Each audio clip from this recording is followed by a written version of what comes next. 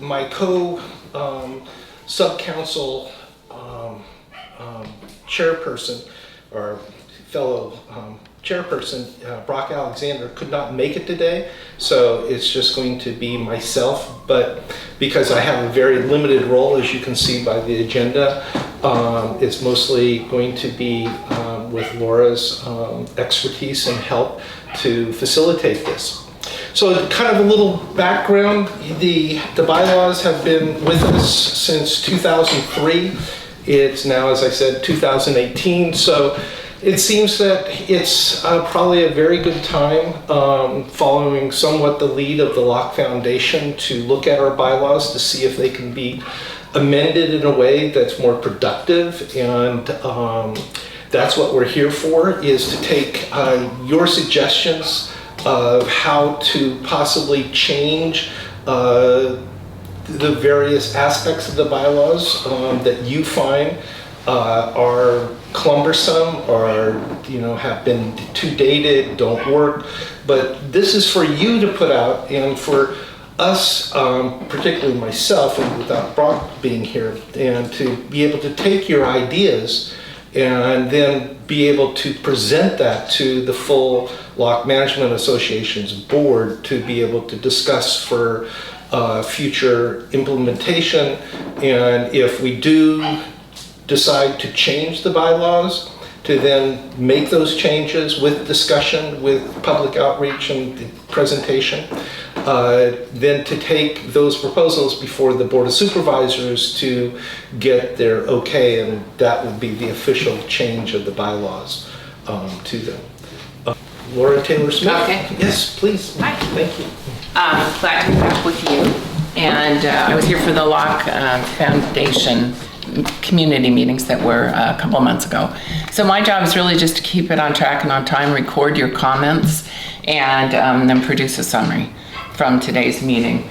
So the agenda really just is what was in the letter that came out to all of you, just to, as you just heard from James, to just gather input on the bylaws and any potential changes that you would suggest. So just some suggested ground rules, just that, we're respectful, we listen to everybody, we don't interrupt them, and that we've got a 3-minute limit, but with the number of people we have here, I don't think that's going to be any kind of problem. But at least we could hear from each person if you wish to, and then we could go back and hear from people again if there's, it seems like there would be time. And my understanding is we'll wrap by 6 if we don't finish sooner.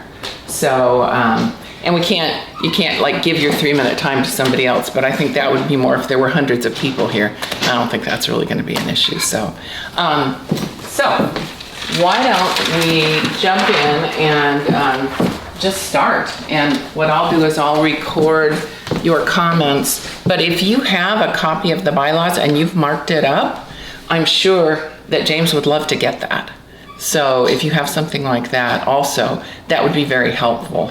Because I know if you have several, it would be hard in 3 minutes, really, to cover those. Yeah. Laura, just quickly.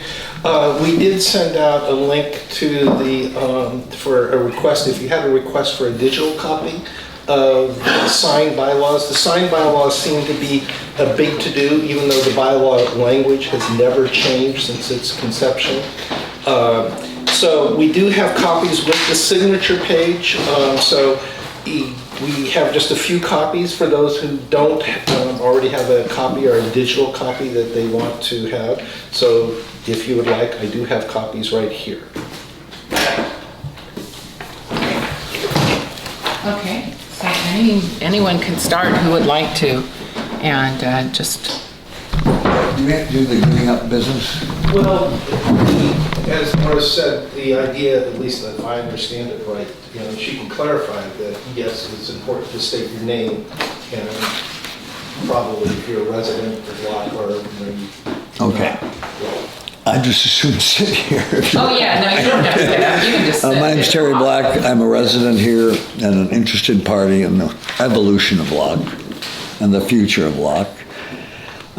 I marked up a copy of the not the CCNRs, but the bylaws, highlighting areas that I thought were either contradictory in terms of language and reference, or in some cases, actually not in accordance with federal law. And I wanted to be sure that these items were up for discussion because they tend to breed problems in the future. I have a feeling that these bylaws and CC&Rs were adopted way back in the beginning, and a lot of it was boilerplate taken from standardized CC&Rs and homeowners associations. A lot of that stuff, this is a unique situation. It's not a condominium complex, and it shares only a few things in common with an apartment complex or a condominium complex. So I wanted to refine the language of this to eliminate confusion in the future, and to try to make this thing more representative of the different individuals in town who don't seem to want to come here and put their 2 cents in worth, but who must have an opinion on something. So I think that what I've said there is a very good starting point. There may be more refinements to that. We haven't had a great deal of notice, and I don't have a lot of retention, so when I read something, I find myself having to go back and read it over, and some of it is just ridiculous, actually. Not much, but there are a few ridiculous aspects. It doesn't seem to fit. It doesn't seem to fit in many circumstances, and it doesn't also seem to correspond with federal housing laws. And these are issues that I'm very concerned about. Discrimination in housing laws, basically. But I don't have a lot more to say on that subject, other than I've given up my information. I don't know when the next meeting will be scheduled, but I think it should take at least a week for the board to perusal those changes and get back to me personally if they need clarification on what it is I meant, because they're just notes on the side of a paragraph. And when I say clarify in a note, that's what I'm looking for. It means I didn't understand it, or I thought it was confusing or misleading, and the language just needs to be polished a little bit so it's clear to everybody. It reads a little on the heavy side towards a legal document now, and I think a lot of the people here aren't prone to sit, probably never were, but especially now aren't really prone to read through these things item by item. So I'd like to delegalize it, the language a little bit, and make it more understandable for everybody, a little bit more democratic. And basically, my only interest is in when we will hear back from the board on these changes. And do you have an idea of when you might be looking at these? Why don't I put questions in here, All right. and then we'll have them all. Okay. So, and I don't know, but I would guess that once you have this meeting, then you'll know more about, are there more meetings, or does it all then go to the board? So if I capture it now, then perhaps at the end you can talk about next steps. That's all I have to say. Okay, great. Okay, all right. Someone else? Thanks. It's a short meeting. You have no input? I guess not. So where do we go from here? Well, how about, let's just see. I mean, we should let everyone have a chance to. I guess I'm the Yeah. only one. Thanks. I think it's most important, I went through the whole bylaws too, and there's so much confusing language within them. Same And- thing And I agree with Terry, there's contradictory language. There's certain bylaws that say, for instance, there's one that says, the association shall have no members.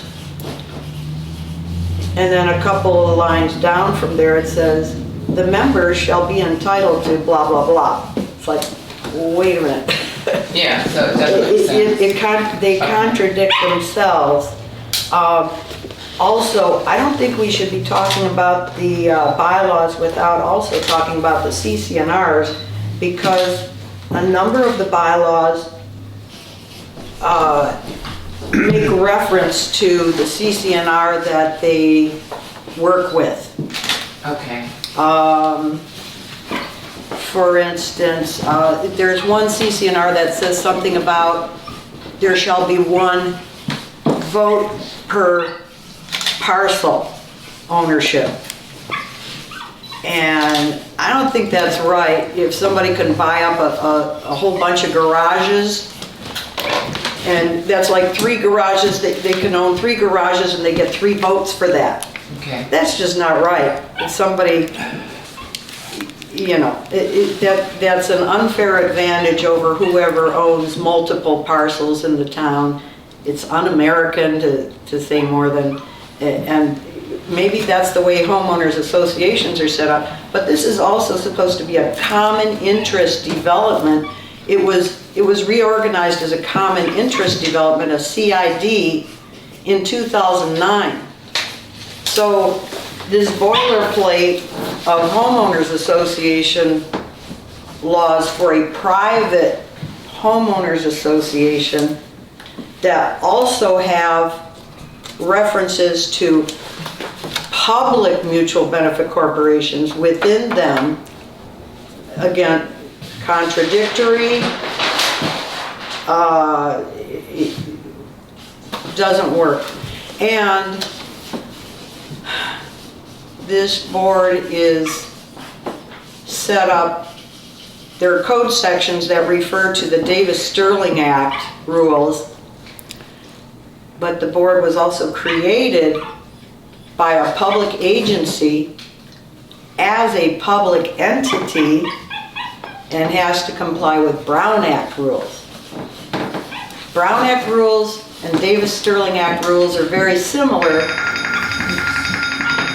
but they're not duplicate.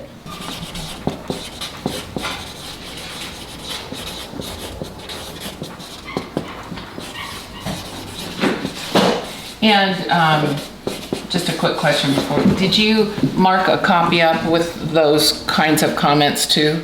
No, I took notes on many pieces of paper in my own handwriting that probably would need to be typed up. Okay. But at this point in the game, I have a feeling that before bylaws can be changed, and here's another thing. I think it's one of the last articles, Article 9 in the bylaws. Let's take a look at that. Well, and let's, since we've done our 3 minutes, let's go to somebody else and we'll come Okay. back to that. Thank you. Okay, great. How about other comments? Got a point about votes related to parcels. Okay. I have a 3-unit building and I have 1 vote.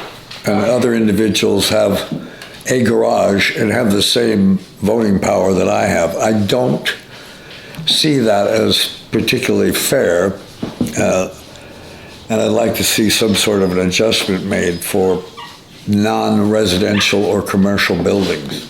I understand how it could have happened initially, because when somebody's looking down on a site map, they're just looking at parcels. They really don't know what's on that parcel. So it was probably the easiest way for them to go. But because the town is kind of divided relatively dramatically on And so make an adjustment for, you said commercial? well, a commercial building and a residential building on a Okay. parcel each get 1 vote. But an individual garage in a field is also given 1 vote. I And see, that okay. vote, I think, outweighs the importance of a person who has a triplex or a large commercial building. I think Okay. something has to be done to bring that into balance. That article I was talking about, Article 13, it's the last one, amendments to bylaws. I have a feeling that, and Tom Herzog just pointed it out to me as well, so he noticed it also. I have a feeling that the wording in that, the very last words, Board of Directors, I have a feeling that when they wrote that, that was a typo, because it says, a copy of the proposed amendment or new bylaws shall be included in the notice of meeting given to each member of the board of directors. Well, what about the public? This is a public entity. What about the homeowners? We're the ones paying the assessment. So why don't the, and I believe it's David Sterling Act that allows people to, the general members of the association to weigh in on amending bylaws. And then it has to also be ratified by the County Board of Supervisors before amendments and changes can be made. Should general members be able to Well, I think to weigh in it is law, so that one needs to be modified to include members and the public. And then it should also be modified that then the Board of Supervisors, County Board of Supervisors, has to ratify after the homeowners are given votes. I don't know what the percentage is for the approval vote. Also, I think the most important of all these bylaws, and most of them do need changing one way or another, but the most important one that needs changing is the one that's really messed up this whole town, and that is the right of first refusal. And what is that a particular That is section? Article 5, Section 10 and 11. And then it makes reference to the CC&Rs somewhere in there. Yeah, at the bottom of Section 10, it makes reference to the right of first refusal as provided in the CC&Rs. Both those sections, I think they just ought to be wiped off the map. They just ought to go, because they're discriminatory, and if people want to sell their properties, they shouldn't have to, if they've got somebody who's interested to buy their property, they shouldn't have to wait for the board to be able to, I think Terry said it at one meeting, the board should be given 48 hours and that's it, to make a decision whether they want to buy it or not, so that people can close their deals. That language is confusing because it gives the LMA the right of first refusal, but the LMA is not a real estate investment company, and to date really hasn't purchased any properties and upgraded them. That's all been done by individuals. It puts an undue burden on a seller of a piece of real estate, because if he employs a real estate agent and then gets an interested buyer, they work diligently to come up with an agreement between the two. And that can be a matter of skilled negotiations, but then the LMA can step in at that point and have the fruits of all of that individual's negotiating skills. And it just doesn't, it adds a 25 or 30 day, virtually a month to any effective closing of a transaction. If I'm an outsider and I come to a situation where I have a 30-day delay, I could be involved in a 1031 tax-free exchange. I mean, there are lots of reasons why this really should be looked at closely. I think it's unduly puts pressure on the individual, but because the LMA is not a real estate development corporation and really doesn't have, the funds are only supposed to be collected for exactly what it costs to run this town. If there's some residual, it should never be in the amount that it would take to purchase a piece of real estate. I'm confused as to what the whole purpose of it is, because it just seems to me that the LMA is not in the business of developing real estate or owning it or reselling it or in any way, shape, or form being involved in it. I'm confused by it, frankly. So what you're saying is that doesn't seem appropriate. Both of you are saying that. Right. That whole restriction. For instance, a case in point, if I had a building and a vision for it, but I didn't want to go forward with it, I was ill or was leaving the country, I'd like to be able to sell that building for a discounted price to a person I knew was going to carry on with the restoration in the spirit of the town. That may not be the highest and best price, but if I lower that price for a perfect individual for this property, it gives other people the right to step in and buy it at that discount that I'm giving to a very specific individual for very specific reasons. So I take issue with the first right of refusal. If it wasn't dropped, it would certainly have to be modified to be fair. Okay. Anyone else? I was outside when Terry was speaking, so I'm not sure if I'm duplicating what he said, but I see the word discriminatory up there. Yes, it is. The right of first refusal, as it's written, is discriminatory in that it gives Section 10 consideration for people based on their ancestry. Okay. And that violates the 14th Amendment Equal Protection Clause of the Constitution, the U.S. Constitution. And it doesn't give that same consideration to the anybody list, which is the Section 11. So that is biased discrimination that's unconstitutional. So it needs to go. It's got to go. It's illegal. And it's put this association in debt of $250,000.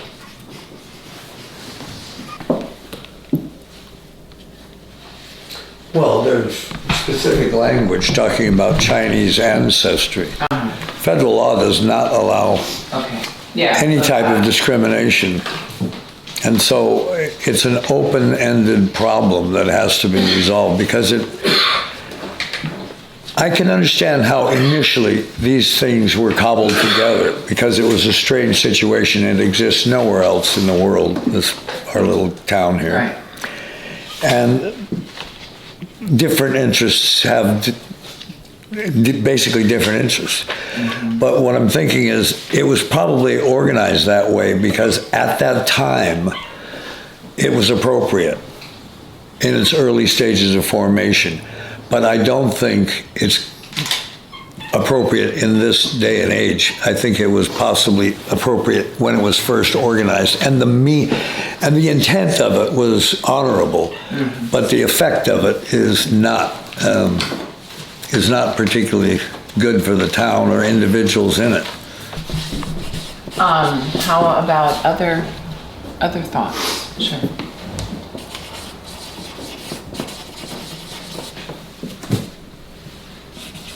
Yep, Martha? I don't know, did we already talk about the structure of the board? The 13 board seats? Okay, so these bylaws are prescribed to have 13 board seats. We haven't had 13 members on this board since 2011, in early 2011.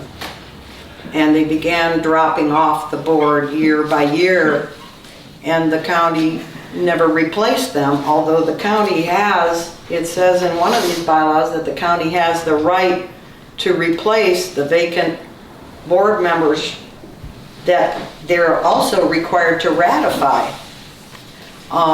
They haven't Is there been, a recommendation with regard to the well, board? enforce the bylaws. Put people in those seats and ratify their seats when their terms expire, because there's not one remaining legal board member that's been ratified or validly elected on this board. Also, the board is structured in these bylaws to have 3 seats that represent a specific race. That's, again, questionably unconstitutional. a public entity shouldn't have a designation for a certain club that represents a certain race or national origin of people. That, maybe those 3 seats that are designated to represent a certain race of people, those 3 seats should be replaced with 3 seats that are elected by the general members of the association, because the general members of the association need more say in what goes on around here. So we need to get those 13 board seats back to 13 to make things more fair.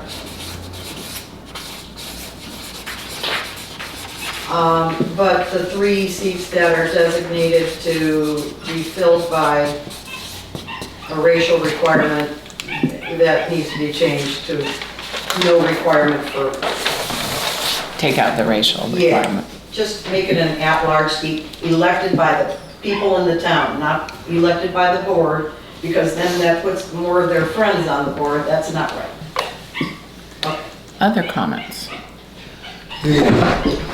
She's got a point about the 13 board seats. This goes back to the origins of this constructed management scenario, and that included a county representative, state parks and recreation. All these people had input, and it was valuable. But they, more than that, having a larger board gives a broader spectrum of people who have maybe different agendas than the board itself. It's a balancing act. I think it was always originally designed as a balancing act, so that individuals would not get together and overwhelm the rest of the individuals with their desires. And the town has never seemed to have developed a plan for the future. And we just seem to bumble along, and very little seems to be getting done here outside of individuals voluntarily doing things. But the town has many issues that really need to be dealt with. There were safety issues, there's balancing of power issues, and if the county is not going to return to the boards, put somebody on the board seat, and yet ask us to make all these changes and so on and so forth, and then take them down at some later date to be ratified by the Board of Supervisors, I would think it would be prudent that they actually had the representative here that they originally designed to have here. They were part and parcel of the setup of the CC&Rs and the bylaws, and yet they don't even adhere to them themselves. So I'm finding the county to be a grossly disappointing player in this town, because they are not here to provide balance, guidance, help, refereeing, develop plans, bring in potential possible monies from the county to do necessary safety issues like the sidewalks and so on and so forth. They've left everything on the responsibility of the board and the inhabitants of the town, and yet it was not set up that way. They were going to take an active role at some point. They set it up that way and everybody agreed to it, and yet they have all systematically walked away from their duties, and it's left us with a smaller board that doesn't have the input from the county. And I think we just have to broaden the input here in town. We need to develop a plan. The county needs to be involved. They need to be here listening to these meetings and commentary, so that when they get down to that Board of Supervisors meeting, somebody can speak intelligently to them who is actually a county employee about what's required here and what's needed. Do you think the size of the board looks like the right size, but it's just that the people that were, or the designated positions other than the 3 that you mentioned, should be filled by the entities that originally were? 13 board seats. Right. And that would, in my estimation, that was to provide balance with one swing vote. That is the way I would interpret that. But you can't have balance if you have 3 board members from the state, county, or whatever, not even having input here, and then people from organizations, the Chinese historical organizations, who are not really participating. We don't have representatives for them. I rarely have ever heard from them or what it is that they're interested in. I don't know if they collectively have a plan, but they're not here. And I don't understand how we can make progress. If you set something up to run a certain way and you determine there's 13 people there to make it fair, then I think it's on you to put the 13 people together one way or the other. And so this process of looking at the bylaws and making recommendations, you would have the option, would you not, to change the size of the board? Or, I mean, you could recommend anything, right? But what I think I just want to make sure what I'm hearing is keep the 13, but have them actively involved. Yes, I'd like to see some input from somebody representing the county, because I have a lot of grievances with the way the county behaves itself, and I have no one to express it to, other than going to the supervisor and discussing it with him, and that's not really the way it should be done. He doesn't want us running down there every 5 minutes like children. We need to get a county professional on this board. Well, when they had Pat Brazil here, it kind of worked quite well, you know. We could express it to her and she'll carry it forward. And so that's we what don't you're have saying. anybody. That's what you're suggesting. Yeah. Somebody like that. Okay. Yeah. Dustin, I would just interject that because this is going to become before us, that as a board members, we can't have any input in this meeting today, so Oh, yeah. just to remind you. Oh, I see. You're on the. I'm bored. You're on board. Yeah. Otherwise. Okay. I was going to add to that last point that we were making, that Why don't you keep it? the Board of Supervisors, and it's referred to here in Article 4, Section 2. It makes 2 references to the 120 days of vacancy that the Sacramento County Board of Supervisors shall have the right to appoint a director to that directorship for 1 term. And I'm sorry, which section? It's Article 4, Okay. Section 2. All right. And then it's also in Section, I saw it twice, I'm not sure where the next one is. But anyway, that's in there, that they have the right, the Board of Supervisors that's supposed to be ratifying all these board seats, they have a right to appoint someone after 120 days, and that's only a 3-month period. I went before them at public comment back in July of 2012, 6 years ago. And I asked them, have you ever been apprised that there's long-term vacancies on the Locke Management Association and Locke Foundation boards? Have you been told this? And Susan Peters, Supervisor Susan Peters, said, we've got 120 boards in this whole county that we have to do ratifications for, and if people don't come to us, they don't get ratified. So apparently the board is not bringing the board members that need to be ratified, that have vacated the seats, they're not getting that information. So Don Natoli and the other Board of Supervisors don't have time to come down here and say, hey, you guys want to ratify those seats, bring them before us. You know, this is supposed to be the task of the board, to keep the board seats filled and to notify the supervisors, hey, advertise that we've got vacancies here so that you guys can fill them, because we apparently can't. okay, so the LMA needs to take these to the county. Yeah. So that they can be filled. Okay, great.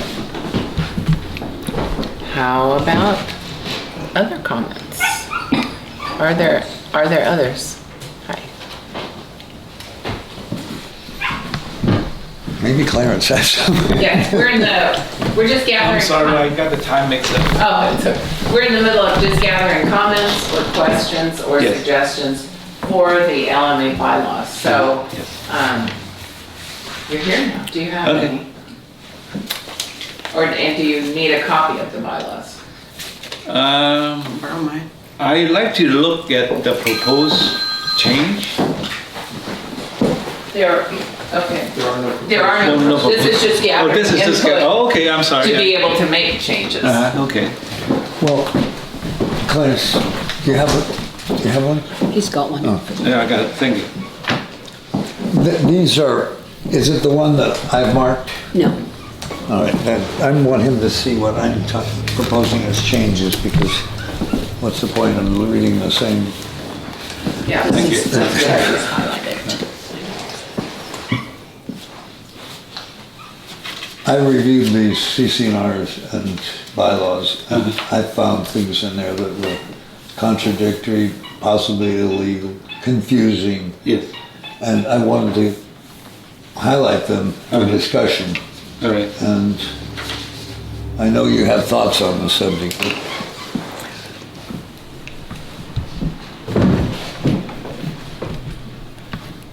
While he's doing that, are there any other comments? We have yours, the written ones. Yes. Are there any specific questions from Mr. Motlow regarding changes here? Do you have any specific questions for us, how we feel on any certain bylaw? No, this is simple. I don't want to restrict whatever from you. This is for me, as I've been appointed as this essentially fact-finding opinion, whatever. From you. This is an outreach from the board to you to hear your thoughts about what you would like to see changed with the bylaws, and not the CCNRs, just about the bylaws. So that's what we're trying to do at this point, is to get your input with Laura's help here, tremendously putting things down. So the answer, no, I don't have any specific questions for you. It's not my place at this point.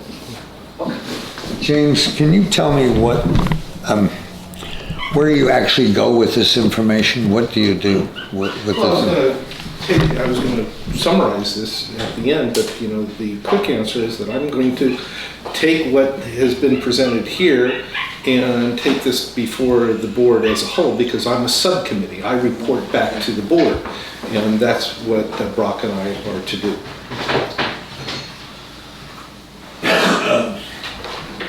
Will you be taking it and putting together proposed changes, or just providing back the information? I will, it's not my place to make proposed changes at this point. My point, what Was just to gather the I've been mandated to do is to gather information, and then take that information back and present that to the board, which will be at a public meeting in which we will look at these proposed changes and discuss them. And from that, we will probably then look at proposed changes from it and follow that procedure. Again, it's all through public meetings. It's all so that you will have your input as each step of the way. This step right now is to gather from you and from others what you think the changes to the bylaws should be. What is your reluctance to include changes to the CCNRs if they need changing? I'm sorry. I thought we needed both changes, both the CCNRs and the bylaws, and then when you announced the meeting, it was only to deal with the bylaws. But in certain cases, the bylaws reference the CCNRs, and some of the problem areas are embedded in the CCRs and not in the bylaws. And so I'm wondering why we've isolated out just the bylaws for discussion. The best answer that I can give you is that the board gave me and Brock the duty to come out and to outreach to you, your ideas of how to change the bylaws specifically. There was no specificity to reaching out to you to change the CCNRs. So the only thing I can do at this point is to hear from you your proposed changes to the bylaws. Well, if in fact the CCNRs are in contradiction to the bylaws, then are we willing to discuss the changing of the CCNRs? If that comes up before the board, at an official board meeting, I would assume so. That is, and we will look at that. But what we are concerned with right now, if I understand things right, which I think I do, is that we are looking at proposed changes to bring before the Board of Supervisors eventually to improve the bylaws so that they will work better for the entire community and the entire membership of the Locke Management Association. But you're open to looking at the CCNRs for possible changes so that the bylaws and the CCNRs are not contradictory. Again, I can only speak. I cannot speak for the entire board. That's not what I'm here for. I'm here to gather information from you about your particular ideas of how to make the bylaws work better. So I cannot speak for the entire board. That's not my position. Could you give me a time frame on when the board would have is the board going to have a closed session meeting to discuss these things, or is going to be an open forum? And No, we'll have a meeting, and I and Brock will present what we have found, what we have gathered from you and from others of how to improve the bylaws, and present those to the board. And I'm sure I would imagine at that time, we will probably discuss that before the board in an open board meeting. is it, when you say an open board meeting, do you mean where residents are going to be in attendance, or just the current four board members? Yes, every meeting needs to be open to the public. So it's whoever shows up is welcome. So this will be discussed at that meeting in an open forum? I'm going to present what I found to the board. The board will then go where it will with that. I cannot say specifically if there's something happening that we cannot take an action item to that, that will be. But it seems only logical and common sense that we would then take what we've reached out to the community for and discuss it amongst the board in an open forum, because that's what we're trying to do. We're trying to improve the bylaws, and how to best improve the bylaws is hearing from the membership as well as the community to how to change these bylaws. So as far as a time frame, I would like to do it as expeditiously as possible. But it's also getting enough people who are on the board, particularly the summertime right now, to be able to all collectively be here. Well, I'm a little confused, because what I'm asking really is, are the board going to be aware of the changes that we're looking for in advance of that meeting so they can have input about those changes? Or are we going to basically just go and present the same information that we just have done now, and then enter into there's some complex issues legal issues too, that have to be looked into. I'm wondering if the board can actually can do some legwork before they get together in a public forum, so they know exactly what it is we're talking about. They're not 3-minute issues. That's the problem. They're complex legal issues. And if we're just delaying getting this information to the board, I'm wondering why.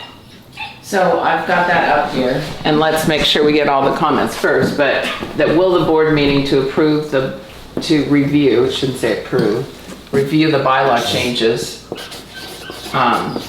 be an open meeting, and you said yes. And you're saying, is the information going to go to the board prior to the meeting? Which I've never known a board that didn't have board packets that go to them ahead of time. So, but I can't speak to that, so. Yeah, of course, we don't have the staff to prepare stuff, so we do it the best we can.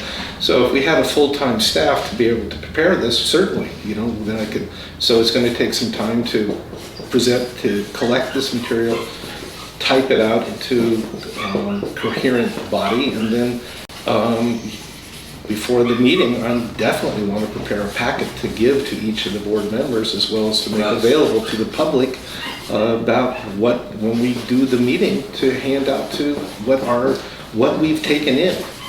I'm not going to give value judgments to what you're saying. What I'm doing is to collect information. Thank you. Yeah, okay. I'm just curious, Mr. Motlow, you're chairing this subcommittee meeting, and at the March meeting that we were all at, you asked for volunteers from the audience to also be on this subcommittee meeting. I know I volunteered, and I'm giving my input. I'm not sure if Mr. Black volunteered or not, but I think Miss Lily Maldonado had volunteered as well, but we've never been contacted to give our input, as a subcommittee meeting. But I'm just curious, what are your opinions? Since you are supposed to be leading this, what opinions do you have as far as change? And I understand that you're here to hear our stuff, but I want to know what you think. It's not my place to tell you what I think at this point. I would be violating my duty here. My duty is to listen to you without judgment and to hear what you have to say. If I was to tell you what my feelings are, then I might perjure your judgment, and that's not what I want to do. I want to hear as clearly and completely as what you have to say. And my position on the board to discuss these will be after I've heard from you, the membership, to how to proceed. So you're just saying it's not your role, it's not the subcommittee's role to have a judgment on these. The subcommittee's role is just to gather information? Correct. Okay, all right. Other suggestions, other input? On that last point, I just wanted to reiterate what I said initially, and that I think Terry made reference to it too, is that, once again, you can't discuss the bylaws, changing the bylaws, without also changing the CC&Rs that are referenced within the bylaws numerous times throughout. There's one, I think it's section 3.3, article 3, section 3.3 of the CC&Rs is where it says 1 vote per parcel. In the bylaws here, it says 1 vote per parcel. So those two, the CC&Rs and the bylaws, these are the CC&Rs, these are the bylaws, they have to be discussed together and changed together. You can't only change the bylaws. So if am I understanding that if the board decides they want to make a change to the bylaws that would conflict with the CC&Rs, then the CC&Rs would need to be changed also, so that otherwise it would be, they wouldn't be in sync? Correct. Okay, Same so with I've the got right that of then. first refusal policy in the that we talked about. Okay, all That right. it's the discriminatory policy. It refers to section 2.2, or no, excuse me, 2.8 in the CC&Rs. And the two work hand in hand. The bylaws and the CC&Rs work hand in hand. So you can't just change the bylaws. You have to also change the CC&Rs. Okay, so I've got those comments from your original. Okay. Anything else?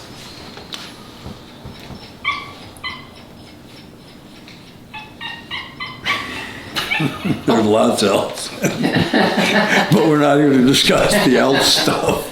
But we've got your comments written out here. And would you like, if someone else has written comments on it, would you like those?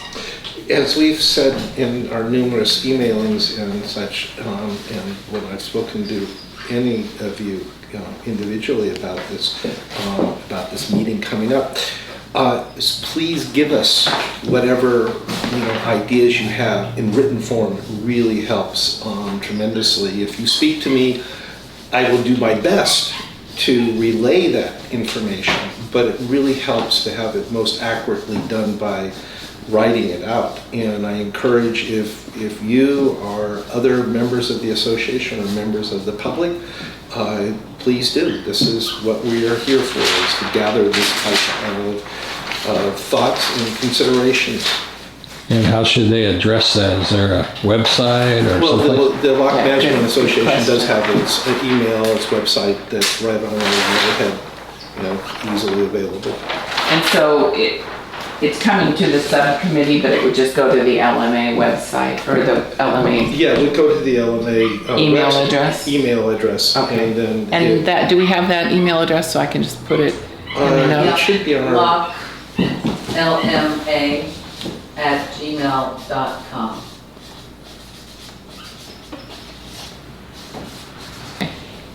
Mr. Motlow, you just mentioned that the LMA has a website. What is that website?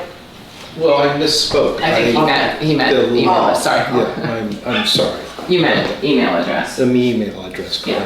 correct. Okay. Oh, one thing, if I may. Sure.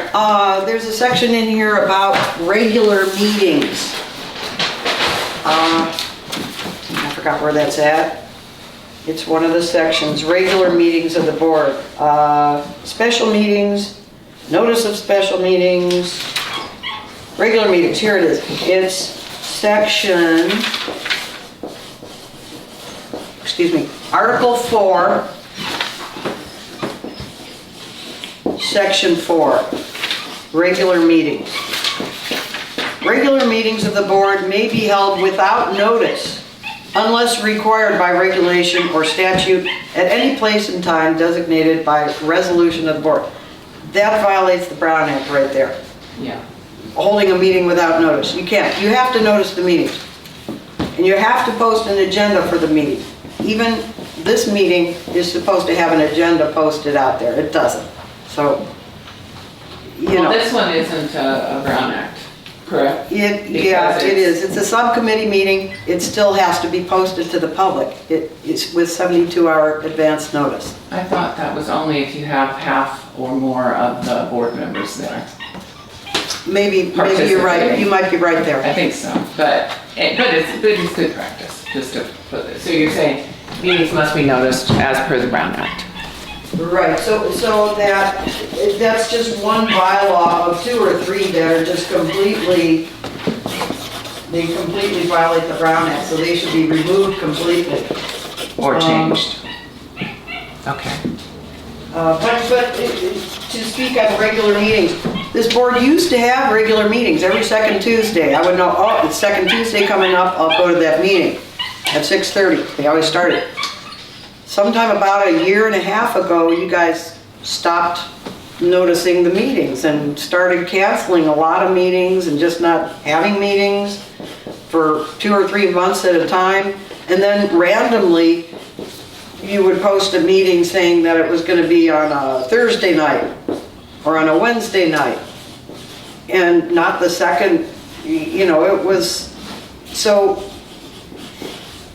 it's disconcerting to want to be a part of the community and not know when our meetings are happening.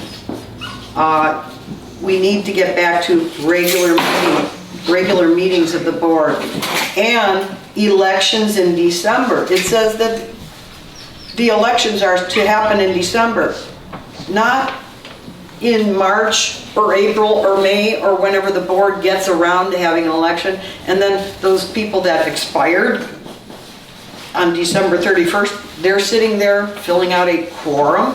Sorry, you vacated your seat if your term expired. Other comments?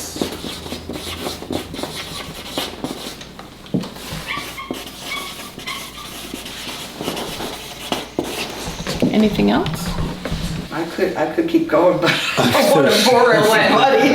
What I think would be, I mean, I may be out of line saying this, but what I think would be helpful would be to get just as we got written comments here, if anyone else has written comments, to get those, and then I'll have all of these typed up, but it would be, I would think you would want anything else that's available. Please do. You would like to have those. And what would you like to have as like a target date?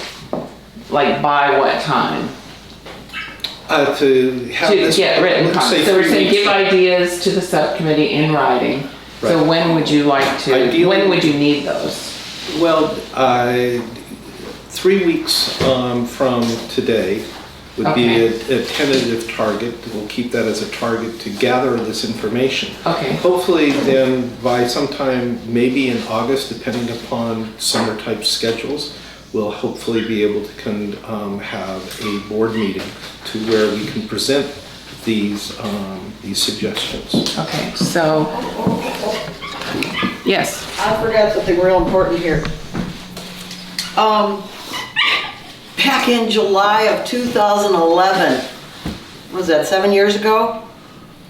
Pat Brazel was on the board representing the county. She came into one of the public board meetings and presented amended bylaws to the LMA and the LF at that board meeting. And I remember Ernie Wester was one of the board members, and he sat there and he said, we don't have time to read all this. Are we supposed to vote on this today? We don't have time to read all this.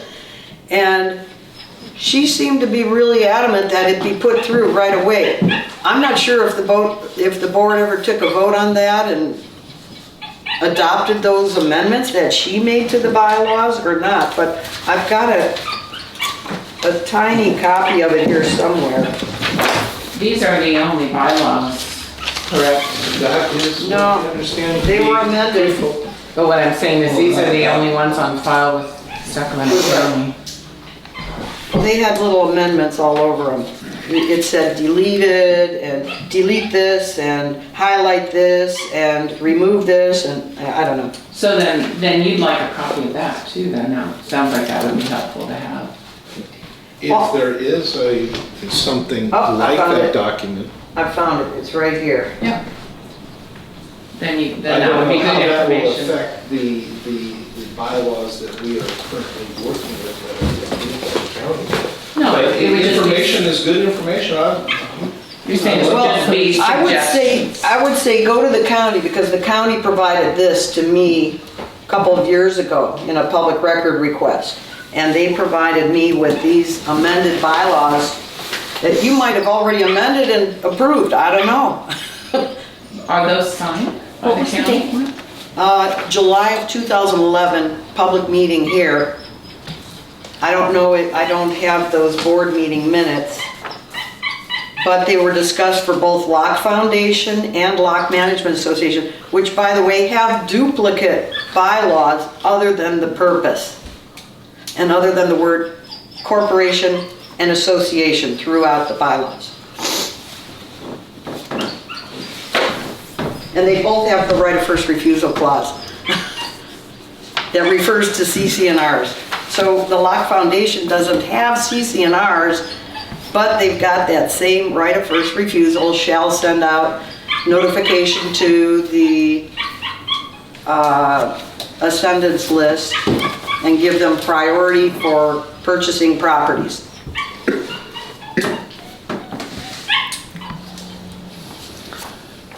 So giving ideas to the subcommittee, that seems like that would be a good thing to give a copy to the subcommittee of. I would get it from the county because here they've given it to me in minuscule print. Okay. Anything else? I have a question not related particularly to this. It's a document from the Sacramento County Housing Redevelopment Agency.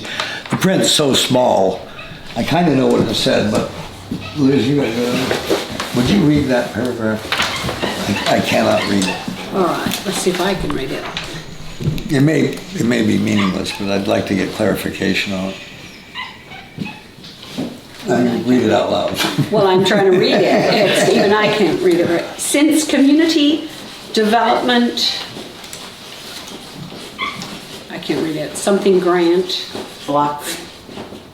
Oh, it's, CDBG. maybe somebody else would better. I'll say. try it. I'll try it. I really don't have such great vision anymore. It's since community development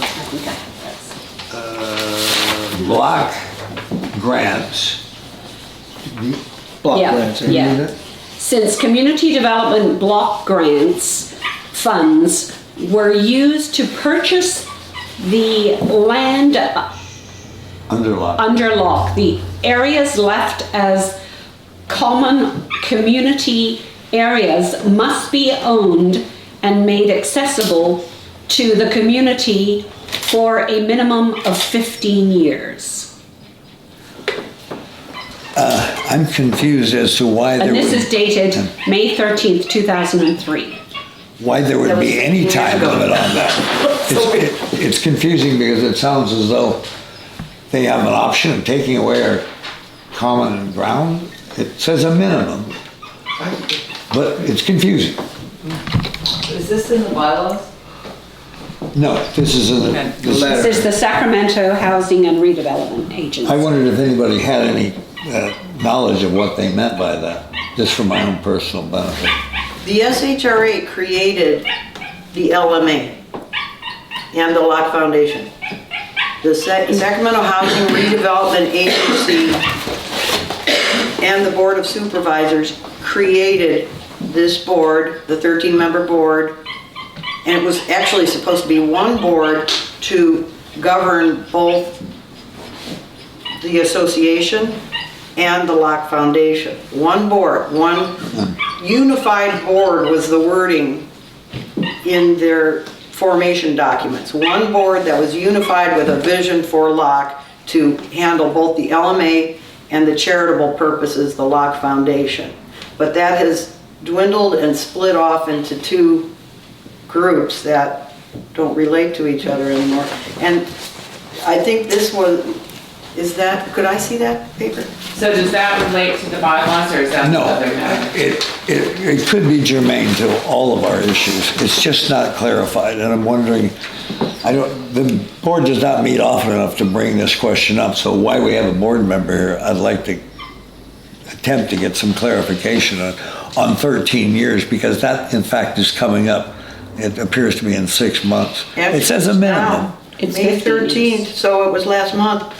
It expired. Oh, We don't I'm own the just- common grounds anymore. I'm just trying to get a fix on whether we are still partial owners of the common area, and why is it that there's a 13-year limit? I just find it strange. I cannot even begin to address any of the possible aspects of I just that want to get it question. out there because it's. Oh, well, thank you, Terry. Yeah. And if you have, is there a signed copy or is there anything No, that it's just- document, it's just a piece of paper with It's some it's text just, on it's it? out of there. Okay, yeah. Okay. I just find it strange language. Thank you. Yeah. I will take a look at that. I have a comment on that. We probably should look into that very seriously because our being set up as a common interest development, the common interest development, LMA, is only supposed to have jurisdiction over the common grounds and the use of the common grounds. And so if that expired, perhaps the LMA just expired. Well, let's just find out the answer to this question from somebody at the county who can explain what that means. It's a very obtuse statement.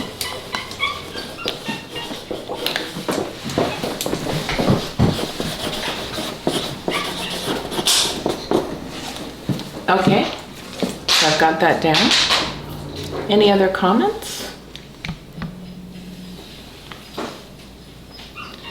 So for next steps, we have give ideas back to the subcommittee in writing at the email address, lockelma@gmail.com by July 13th. I looked at my calendar, I think that's 3 weeks from today. And then the subcommittee is going to prepare and present that information back to the board. That is correct.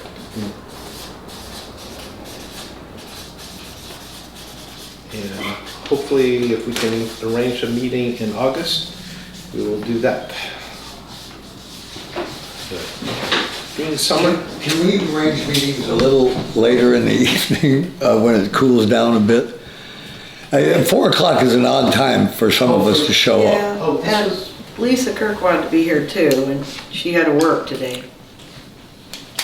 I mean, an evening meeting when it's cooler and more of us can possibly attend, it's just an odd time, 4 o'clock.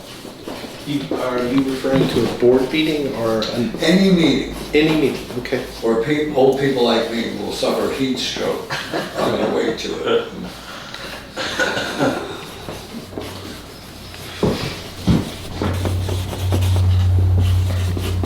Okay, I'll capture that and I'll turn it back to you. Thank you. Are we at the closing stages at this point, I think? I think we are unless Yes. other people have comments. But do, if you have comments and you can put them in writing, be sure to get them back to the subcommittee. Yes. Yes. I have one more question. Mr. Black, you gave them a copy, Yes. can the board make copies? Would that be okay with you if the board No made problem. copies of your suggested changes and then offered them to the public, including myself and Lisa Kirk and probably Lily Maldonado, who probably had work today too? Anybody else who's interested to weigh in? We will do our best. I think that what is most, because again, it's a volunteer board, we're taking time to do this because we are concerned about, and I see the secretary has her hand raised. And so I think this is something she can appropriately speak to because she's not speaking to the issue of the bylaws. Yeah, I'm just thinking, you may be getting other information from, other people, their suggested changes, and they might not want that public. So I think if anyone has an interest in, say, knowing what Terry's changes are suggested, that they ask Terry. I don't, because it would seem that at our public meeting, that's when, all information would be shared as summarized by the committee. I'm just imagining that's how it would work. I mean, how are you going to decide in a practical way whose suggested changes you share with whom? I mean, I don't know how that can work. Well, what I envision is that when we put together this package that will be available to the public before that meeting, is we will not say who said this possible change. This will simply be, these are the changes that we took in from a variety of sources, and this is what would like to see happen. They wouldn't have a name attached to those specific changes. So, and I did feel a little uncomfortable when you suggested that we do this through the LMA, but if you have questions from Terry, if Terry wants to share that with you, that seems very appropriate. And for whoever he would like to share, this will go into Discuss this with anybody. So you're happy to give a copy of I have no problem at all. Great. There you go. Come to Terry. Okay, I'm just saying, since you're leading the subcommittee, people shouldn't have to go to individuals who aren't the subcommittee leader to get the information that's already been presented and the changes that have been suggested. This should, this list that's being compiled now should be made available to the public so that it's not a little, I think you just said you're going to do that. He's saying it will It's be. not to put somebody's name. He's going to put it together and make it. Okay. That all of this will be compiled, but it won't say so-and-so said this or something. I got that, but I thought I just heard you tell me to go to Terry for the I'm going to be information. Okay, If you whatever. wanted it. putting together. That's fine. Yes. Can I vote that we stop this meeting? Let's go eat dinner. In closing, thank you very much. I've listened as best that I can to each of your concerns. I want to thank Laura for writing them. And I'll have these typed up, so you'll have all of these. And if you come up with any other thoughts, please email them to us and we will incorporate them. It would be great to get some clarification from the county as to what that 13-year period, I've got that in there. 15 years related to the common areas. I'd just like clarification. Better to know, Yeah, I put that get in the here. facts straight. Great, good meeting. Appreciate your listening to our supposed ideas on this, and I'm ready to go eat dinner, so. Okay, thanks. Lovely to meet you. Okay. Thank you. Thanks. James? Thank you. Well,